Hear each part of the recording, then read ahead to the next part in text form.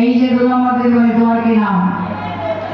আমার নাম হ্যাঁ আমার নাম হচ্ছে মালবিকা। কি বলে মালের মধ্যে পোকা?